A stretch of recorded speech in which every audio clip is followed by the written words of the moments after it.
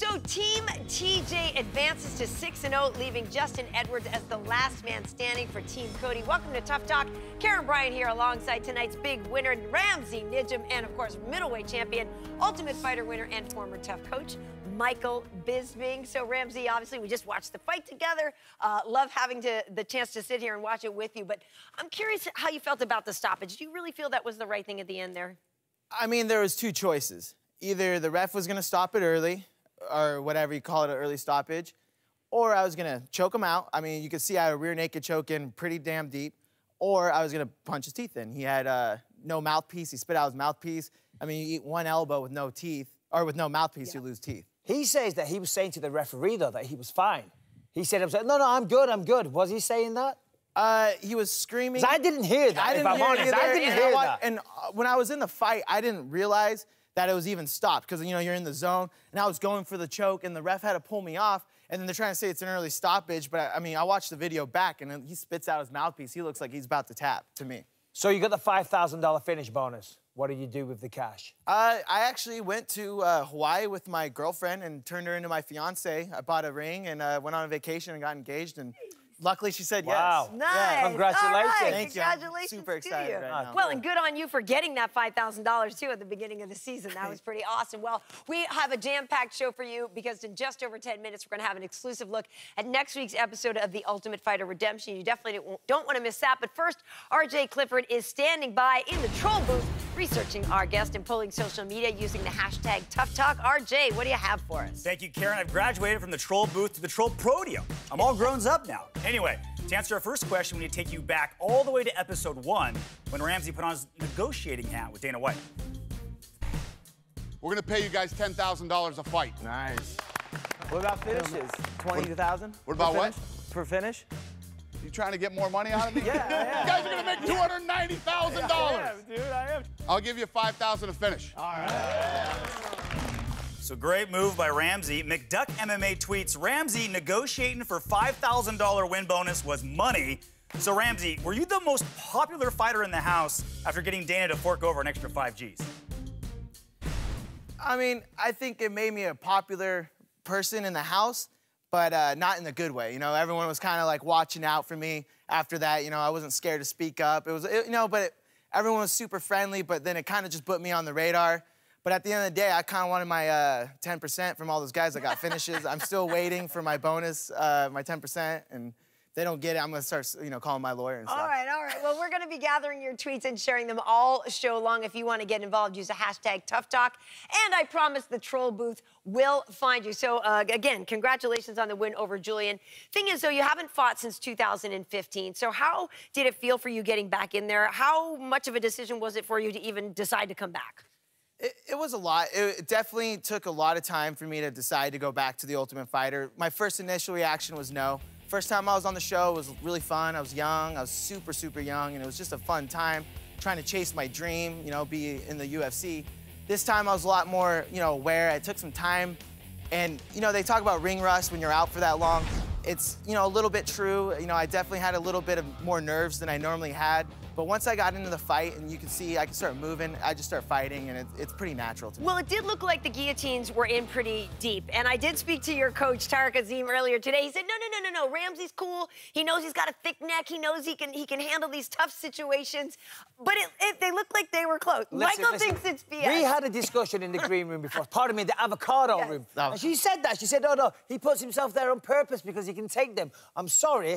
I don't buy that for 1 second. That's a very, very good line by your coach to make up for the mistake that you made. You can call it a mistake, or you can go back and watch all my fights in the UFC and see everyone that's put me in a guillotine. I've gone out of everyone. Right now? Yeah, go ahead. Let's go. Let's see this. All right, come on. All right. Ready? I've got a terrible guillotine. Yeah. Hold on. No, you can't put your chin in. Well, what do you think I'm going to do right now? You're going to give me your neck. Hold on. Wow, okay, all right. Gee, well, he's our guest, Michael. All right. He tapped. He tapped. I think my Rolex was cutting into his skin. Oh, is that what it was? Oh. You know, First world. I felt bad. I felt First bad. world problems. I had to stop. I had to. You know, I'm more of a knockout guy anyway, Ramsey. We all know this. Yeah, okay. All right, listen, guys. Maybe Karyn will have a better chance to guillotine. Oh, all right, listen. He's The got such coaches. a solid neck. I gotta get a question in here. Coaches TJ and Cody have been at each other's throats, literally and figuratively, all season long. Even after filming, the pair have not stopped. This is what went down on Twitter this week. This one was from TJ. He said, "Tough 25 season. Team Dillashaw 5, Team Garbrandt 0. Shh, I must be sharing my PEDs with my team. He must be sharing his IQ with his team." Second tweet, this is from Cody. "Just because you are winning a reality show, don't get too confident. We still will fight. That's what matters more than winning a show. I apologize," this is from TJ, "I apologize to both teams on Cody's behalf that all the hard work you put in for your careers and families was for a, quote, reality show. No class." Now, have the coaches on the show made it about themselves too much? Do you think they've gone too far with their arguing and bickering? At the end of the day, we're all grown men. Like, I agree with TJ, that's disrespectful. I've been in the UFC before Cody was even a legal adult. So it's like, for him to call me and say I'm a reality TV star, it's a little bit, but their drama is just too much. Like, we're all grown men. I think it's time to act like a grown man. Let it go. I mean, I'm sure you've moved camps, right? No, absolutely I've moved camps, 100%, and that's what you got to do. Listen, at the end of the day, mixed martial arts isn't a team sport. You've got to think about what's right for you in your situation. But going back to the Ultimate Fighter, of course, you're on there. This is a redemption. The season's called Redemption. We got these two arguing like cats and dogs constantly. Did that take away from the training? Yeah, I mean, not necessarily the training. It kind of took away from, our show, which it's not saying, when it was my turn to weigh in, you saw them bickering, fighting with each other.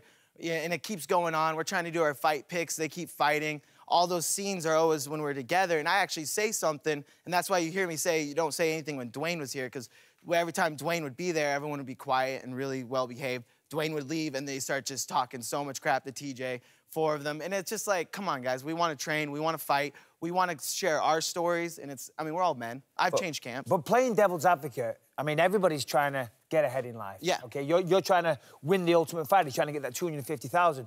They're trying to fight for a title. They're trying to become or remain world champion. So everybody's got their own agenda. So, yeah. I mean, as long as you win and you do well, surely that shouldn't matter.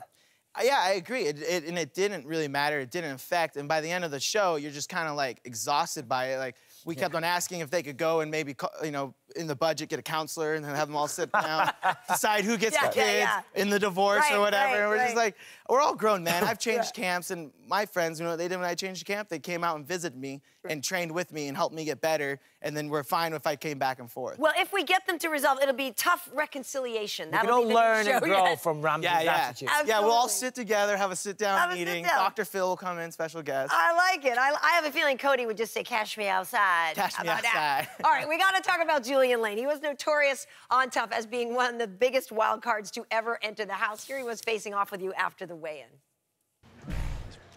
Get up in the get up in the Okay. Get up in the Easy. Come on, little Sean, bro. For real. Get those elbows in. Get those elbows in. Get the elbows in. What? Ooh. What? There you go. All right. So obviously we know he's the let me bang bro guy, and he went a little nuts the first time he was on TUF. So what was that, like for you in terms of this season? Was he that crazy, that amped up the whole time? I didn't know much about him. To be honest, I didn't know a lot of these guys going into the show. Like, I haven't seen a lot of their seasons, and so I Googled and I found out who the Let Me Bang was. Oh my God! And I think, or Let Me Bang. It's the worst, by the way. But it's also the best. Yeah, at the same it is time. the best. It's the best. Shame on you. It's the best / worst thing. But I didn't know much about him. I just knew he was a hothead. And then after watching that, I just kind of wanted to get his emotions fired up. That's why I go straight into his face and put my hands up, and I was looking into his soul because I knew I could take it, and I was just in his face and making him, I got his emotions. And not only did I get his emotions going, I got the whole crew there, and we started a whole fight. Well, this is what I wanted to point out. At least there was one guy who was intimidated by Julian. Here's another shot of the weigh-in, if we can look at this now. The guy from the commission, I believe we can get this shot. The guy from the commission, a little bit spooked back there, a little bit freaked out. Look at that, look at that. Yo, whoa! Whoa, whoa. It might not have worked on you, but it certainly worked on On the Bryant commission, State Athletic Commission. That's fantastic.